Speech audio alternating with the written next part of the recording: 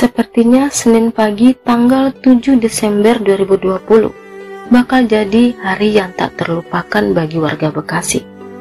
Dimulai dari pukul 8 pagi, seorang pemilik tambal ban hendak membuka bengkelnya. Pagi itu, ia menemukan sebuah gunting yang bukan miliknya.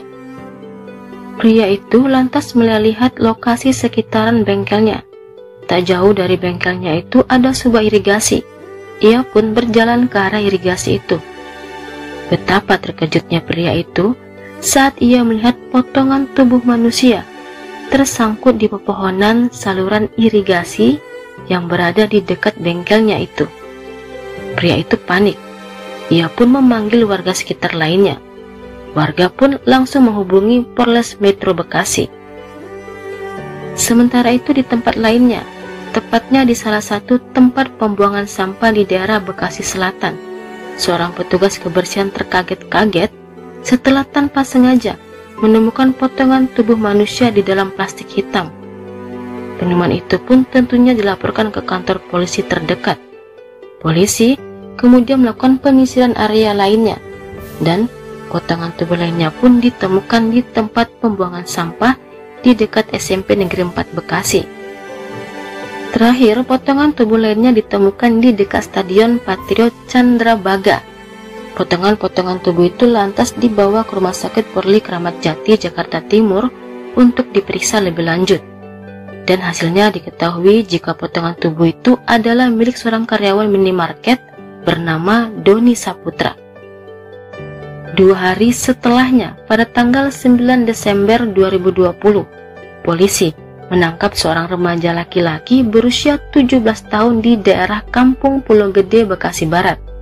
Remaja itu ditetapkan sebagai tersangka. Lantas, siapakah anak remaja yang berusia 17 tahun itu sebenarnya? Bagaimana ia bisa ditetapkan menjadi tersangka?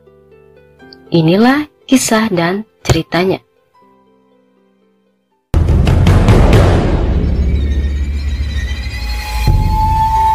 Di rumah inilah remaja berusia 17 tahun, sebut saja namanya Ari, tinggal. Ia sudah menjadi yatim piatu sejak berusia 10 tahun. Ari juga tidak sekolah. Kesehariannya Ari bekerja sebagai pengamen. Ia bekerja sebagai manusia silver. Pada bulan Juni tahun 2020, Ari tak sengaja bertemu dengan Doni. Doni sendiri adalah anak perantauan asal Cilacap, Jawa Tengah. Doni bekerja sebagai pegawai toko minimarket di daerah Bekasi. Mereka tak sengaja bertemu di kendaraan umum. Selepasnya, 1 bulan kemudian mereka kembali ketemu untuk merayakan ulang tahun Ari yang ke-17. Sejak saat itulah mereka sering bertatap muka. Doni sering membelanjakan Ari makan. Doni juga sering berkunjung ke rumah Ari. Minggu malam tanggal 6 Desember 2020, Doni main ke rumah Ari. Doni pun lantas menginap di rumah Ari. Karena rasa kantuk, Ari tertidur di ruang tengah. Sekitar jam 1 malam Ari terbangun. Dia kaget, lantaran di dekatnya sudah ada Doni. Doni lantas mencoba merudak paksa Ari. Ari pun melawan. Ari lantas mengambil sajam. Kemudian dia todongkan kepada Doni. Doni bukannya takut, tapi malah merayu Ari agar mau dengannya. Doni lantas menjanjikan Ari kalau bakal memberikan sejumlah uang jika Ari mau dengannya. Mendengar itu, Ari pun luluh, dan perbuatan maksiat itu pun terjadi. Setelah selesai, Doni pun tertidur di atas karpet dengan posisi miring ke kanan. Sementara Ari pergi ke kamar mandi untuk membersihkan badannya. Sehabis mandi, Ari mengambil sajam yang berukuran besar dari dapur rumahnya. Ia kemudian kembali ke ruang tengah menghampiri Doni. Lantas Ari menyerang Doni hingga tubuh Doni pun menjadi 5 bagian. Potongan tubuh itu sebagian Ari masukkan ke plastik. Ari kemudian menghidupkan sepeda motor Doni. Ia lantas membawa ke-5 potongan tubuh Doni untuk dibuang ke 4 tempat yang berbeda. Di antaranya ada yang dibuang di tempat pembuangan sampah di daerah Kayuringin Jaya. Ada yang dibuang ke Kalimati di pinggir Kalimalang, Kota Bekasi. Ada yang dibuang di tempat pembuangan sampah di dekat SMP Negeri 4. Dan yang terakhir di dekat Stadion Patriot Candrabaga.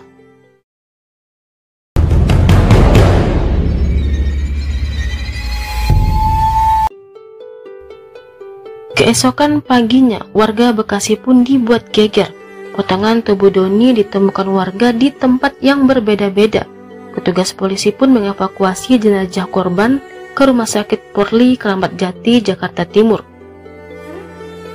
Barulah setelah berhasil mengetahui identitas korban, polisi lantas menelusuri kemana-mana saja keseharian korban, dan dengan siapa-siapa saja korban menghabiskan waktunya.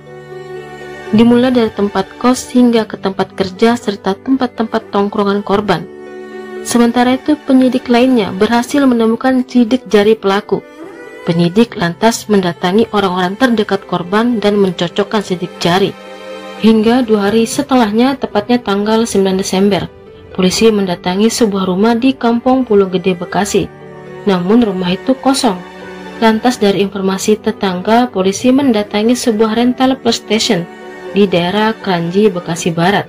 Di sana polisi bertemu dengan remaja bertubuh kecil berusia 17 tahun yang sedang bermain game. Di hadapan petugas, remaja itu berkisah. Ia mengaku sakit hati karena sudah 50 kali dilecehkan korban. Awalnya ia menolak, lantas ia dijanjikan akan dibayar. Pertama kalinya ia dibayar 100.000, lantas 20.000, kemudian 15.000. Terakhir malah tak dibayar sama sekali. Saat ditanyai, korban malah berbelit-belit. Polisi kemudian memvisum Ari, dan hasilnya Ari memang benar sering dilecehkan korban. Atas dasar itulah, Ari juga dikategorikan sebagai korban kekerasan seksual. Ari juga mengakui kalau ia telah menjual barang-barang korban. Rencananya uang tersebut akan dijadikan ongkos Ari untuk bersembunyi atau kabur. Ari sendiri masih masuk kategori anak di bawah umur, hingga pengadilan lebih memberatkan status Ari sebagai korban pelecehan. Namun, Ari tetap menjalani proses hukum.